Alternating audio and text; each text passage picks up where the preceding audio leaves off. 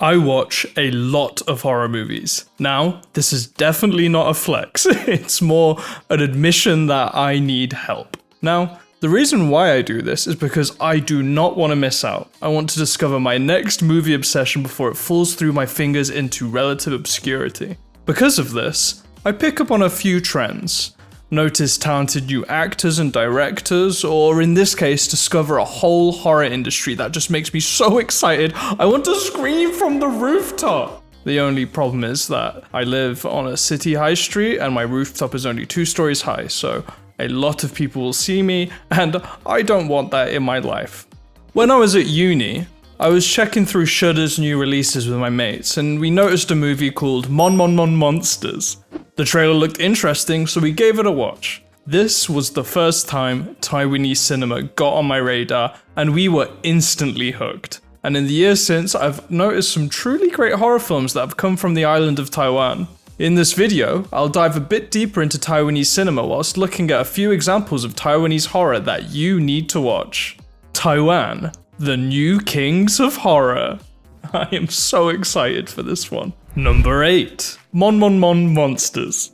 Let's start with a film that kicked this all off for me. This movie really epitomizes the feel and tone of Taiwanese cinema. This film is from the perspective of, effectively, the villains. It starts out lighthearted with a funky soundtrack and some goofy moments, then the film gets very dark and dismal. It takes all of the wind out of you and you're left with a captivating story. I don't want to go too deep into the plot, but I really recommend that you watch this film. It really took me by surprise when I watched it. I come from an Asian family and I've watched a lot of horror from Japan, Korea, Thailand, Indonesia, the Philippines, the list goes on. And it just felt different to anything I'd watched. At the time, I thought maybe it was a one-off or the stylings of a newer director, but as time went on, I realized that the feel of this film is quite synonymous with Taiwanese cinema, as you'll see in the next film on my list. Number 7. Detention. And Detention, whilst also mentioning Detention. At the start of the year, we had the awesome Last of Us TV show that sparked the conversation on the best live-action video game adaptations. We had people mention Mortal Kombat, Tomb Raider, Silent Hill, but all that time I was screaming about Detention. I remember seeing a screenshot of this movie on my Twitter. It wasn't of any standout moments, it was just a screenshot of a random scene in the film. That being said, I knew instantly that I needed to watch this film. I didn't know it was an adaptation of a popular video game of the same name, so I went in with no preconceptions, and oh boy, did I enjoy this one. Set in the White Terror period of Taiwan's history, there is a lot this film wants to say about censorship and governmental regimes, and for the most part, it says it really well. When I first watched it, it felt like sometimes the flashbacks that plague this film can be to the detriment of the horror and the present-day scenes, but on reflection, I do really like the message this film has to say. On top of all this, I really like the look and feel of this movie. It's grim, it's dark, it makes me want to cry, and there's a cleanness to the image that really just contradicts the grimness of the footage, and I just very much like it. In general, a lot of these Taiwanese movies I've been watching have looked really good. They mostly use digital cameras, but the image still looks rich, and I really dig the vibe. There was also a Netflix TV show adaptation of Detention, which is also named Detention. And I haven't watched this one yet, but I've heard very good things. I don't think it follows the same story as the film or the game, so maybe I should get on that as soon as possible. I thought I'd mention it, however, as it's another Taiwanese horror product that we could sink our teeth into. Nom nom nom. I don't know why I did that. I just hope that the rumors that Detention's director John Shu is doing an adaptation of Devotion, the second game from the Detention devs, because I will be there. Not Taiwan, probably, but I'll be there in spirit. Number 6. The Sadness. Holy moly, this film, oh my goodness, I need to have a lie down or a cry or a shower or just something, I don't know. This film is maybe the most brutal film I have ever watched. It's not too far from Martyrs or Eli Roth's levels of messed up, but unlike the others, this film is bloody good. The Sadness is a spiritual adaptation of the Crossed comic book series. which was a series that multiple industry veterans deemed impossible to do in live action because of the level of messed up is just too much for anyone to watch. I watched it.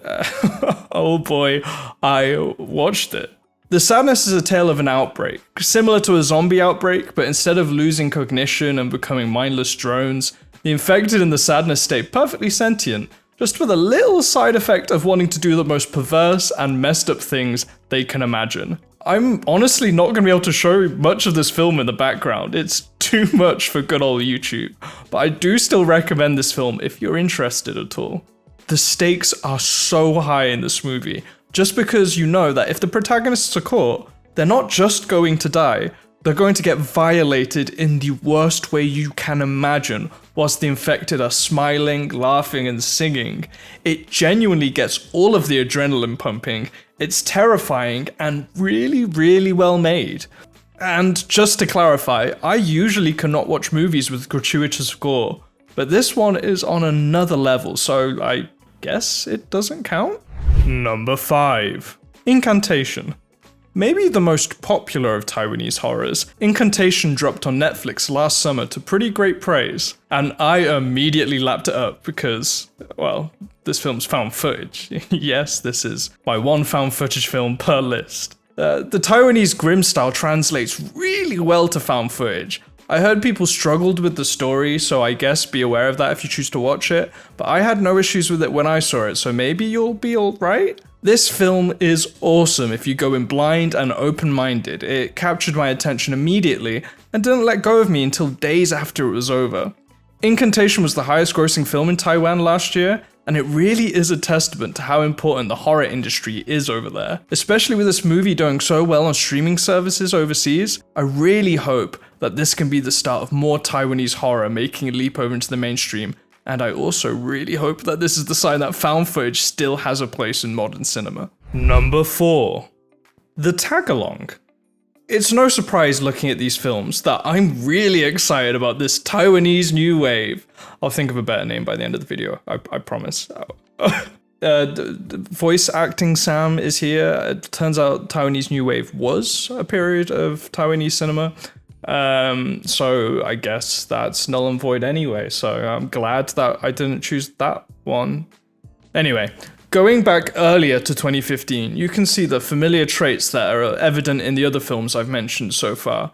Although I would say that the Tagalong was a bit more conventional than the others on the list so far. Not that the Tagalong is a bad movie, I'm not saying that.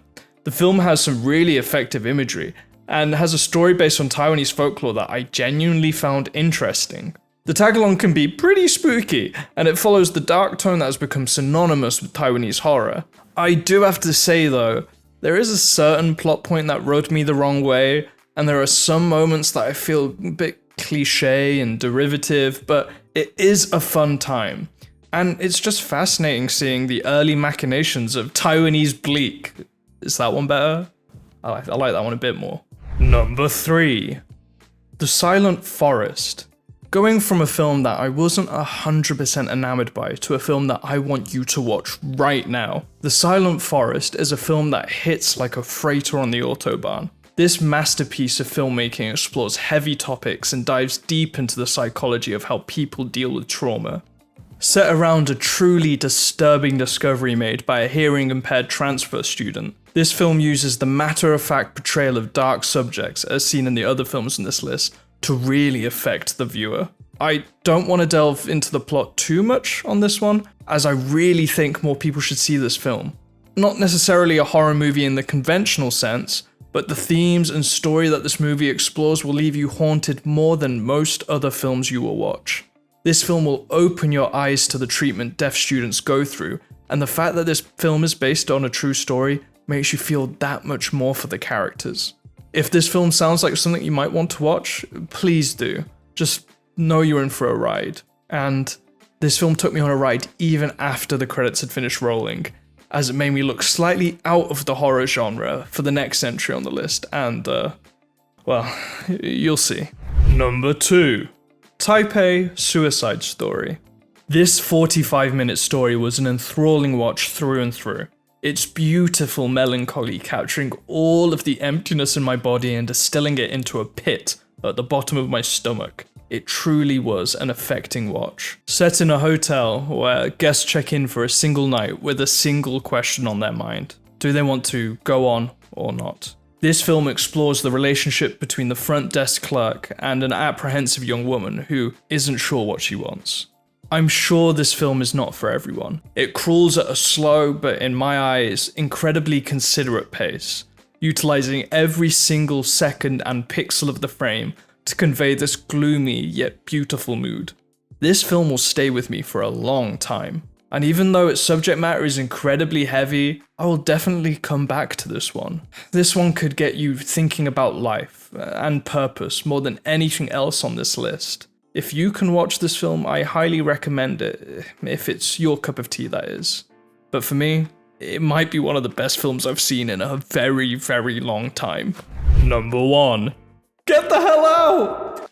Now, for a drastic change in tone, let's have a look at a film that is so frenetic and bonkers that I felt like I was losing my mind. Get the hell out! Is a colourful, bombastic, and downright absurd political zombie flick that maintains the over-the-top gore that we've seen in other films on this list. This film's over-the-top editing, funky beats, and bright graphics really made me question what the hell was happening more often than not, but it really did make me laugh out loud on multiple occasions. There's a karaoke segment, an RPG combat segment, and some edits that really come out of left field with how creative and just insane they are.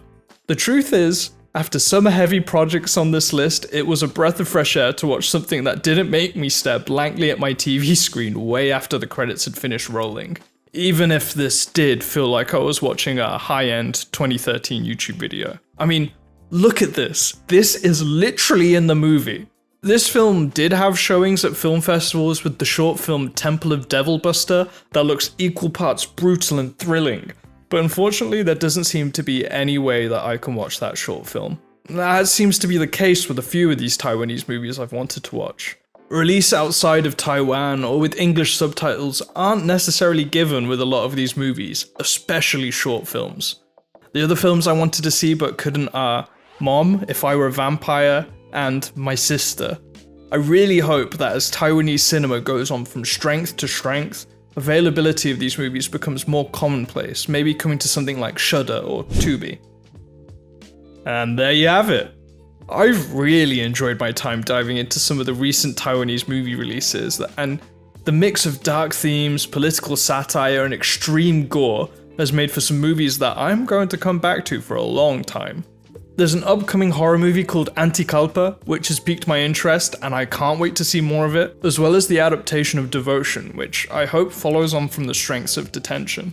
Whether these movies are your cup of tea or not, there's no denying that Taiwan are the new kings of horror. That's the title of the video, get it? Anyway, if you liked this video, maybe give it a like, or a share, or a comment with a film that you think I should watch. And as always, it's been me, Sam. Thank you for watching, and stay safe. That sounded ominous. I don't know why.